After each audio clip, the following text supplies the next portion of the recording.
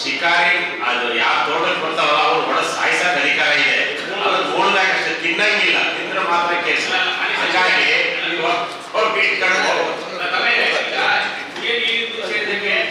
ಬರೀ ಆನೆ ಕಾಟ, ಬರೀ ಅರಣ್ಯ ಕಾಟ ಅಲ್ಲ, ಅವ್ರ ಬಗ್ಗೆ ಕಾಳಜಿ ಇದೆ, ಮನುಷ್ಯರ ಬಗ್ಗೆ ಕಾಳಜಿ ಇದೆ. ಆದ್ರೆ ಬೇರೆ ಬೇರೆ ತುಂಬಾ ಇಶ್ಯೂಗಳಿದ್ದಾವೆ. ನನಗೆ ಸಚಿವರು ಏನಾದ್ರು ಒಂದು ಡೈರೆಕ್ಷನ್ ಕೊಟ್ಟು ಬೇರೆ ಸಬ್ಜೆಕ್ಟ್ ಕಡೆ ಹೋಗ್ಬೇಕು. ಯಾಕೆಂದ್ರೆ ಬೇಸಿಗೆ ಬರ್ತಾ ಇದೆ, ಕುಡಿಯೋ ನೀರು ವಿಚಾರಗಳಿದ್ದಾವೆ, ಸಾಕಷ್ಟು ವಿಚಾರಗಳಿದ್ದಾವೆ, ಅದ್ರ ಕಡೆ ಗಮನ ಹರಿಸಬೇಕು. ಆನೆ ವಿರೋಧ ಪ್ರಾಣಿಸವೆ ಬಗ್ಗೆ ಕಾಳಜಿ ಇದೆ. ನಾವು ಗ್ಯಾರಂಟಿ ಯೋಜನೆಯ ಜಿಲ್ಲಾಧ್ಯಕ್ಷ, ಇದು ಜೀವದ ಪ್ರಶ್ನೆ. ಹೌದು ಸರ್,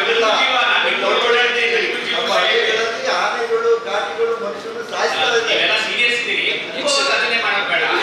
ಅಂತಿಮ ಪರಿಸ್ಥಿತಿ ಅವರು ಸಿಗತ್ತ ಇಲ್ಲಿಯವರು ಕರಡಿ ಒಂದು ಮನೆ ಬಂದಿದ್ದೆ ಬಿಟ್ರೆ